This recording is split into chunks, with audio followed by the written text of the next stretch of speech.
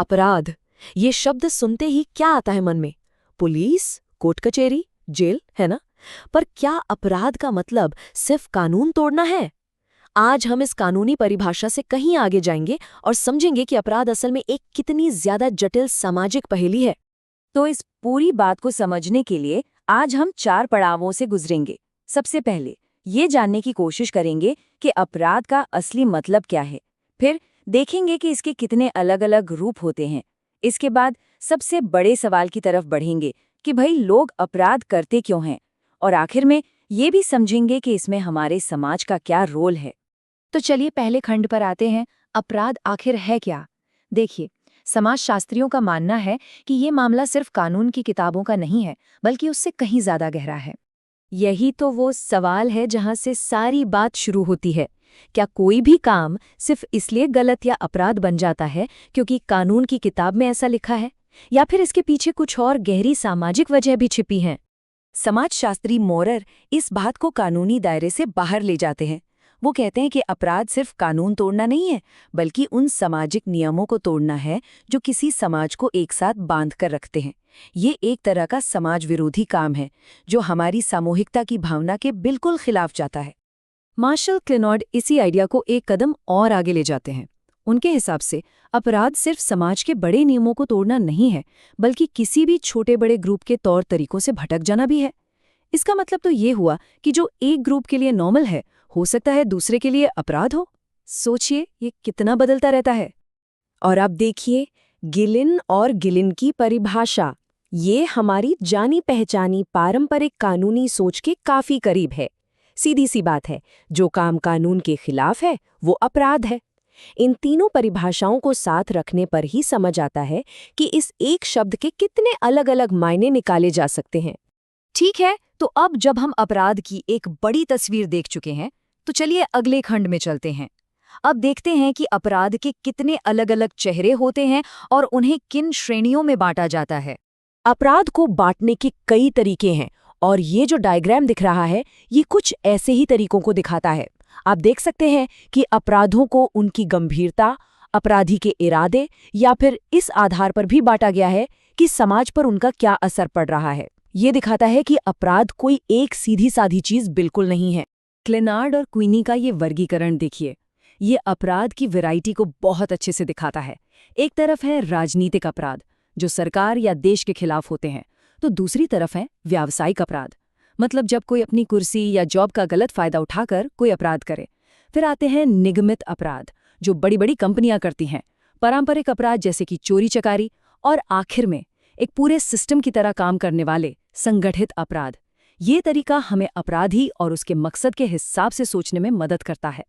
तो अब हम आते हैं इस पूरी चर्चा के सबसे जरूरी और सबसे बड़े सवाल पर, आखिर अपराध होता क्यों है? इसके पीछे की जड़ें कहाँ हैं? देखिए, अपराध के कारणों को समझने के लिए कई अलग अलग नजरिए हैं। कुछ एक्सपर्ट्स इसका जवाब इंसान की साइकोलॉजी या बायोलॉजी में खोजते हैं, कुछ इसे भूगोल या कानून के चश्मे से देखते हैं।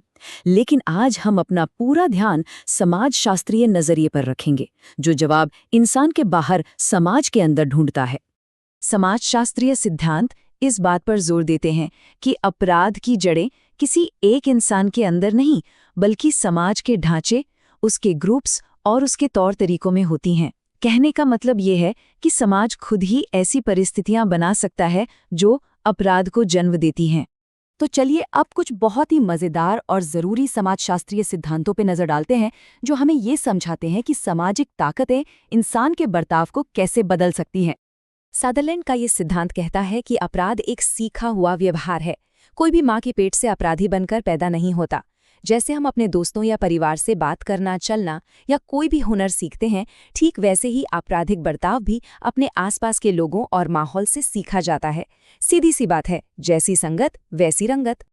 अब आते हैं मॉर्टन के सिद्धांत पर, और ये सदरलैंड के सिद्धांत से बिल्कुल अलग है। मॉर्टन का कहना है कि अपराध सीखा नहीं जाता, बल्कि ये सामाजिक दबाव का नतीजा है।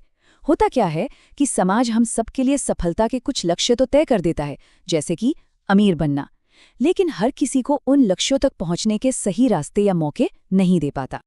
चलिए इसे और आसान भाषा में समझते हैं। मान लीजिए समाज कहता है कि अमीर बनना ही सबसे बड़ा गोल है और इसका सही रास्ता है अच्छी पढ़ाई और अच्छी नौकरी। लेकिन अगर किसी को अच्छी पढ़ाई या नौकरी का मौका ही ना मिले तो उसके सपने और हकीकत के बीच एक बहुत बड़ी खाई बन जाती है। बस यही तनाव, जिसे एनोमी कहते हैं, कुछ लोगों को शॉर्टकट या कहें कि गलत रास्ता लेने पर मजबूर कर देता है। अब क्लोवार्ड और ओलिन ने मर्टन की बात में एक और बहुत ज़रूरी चीज़ जोड़ी।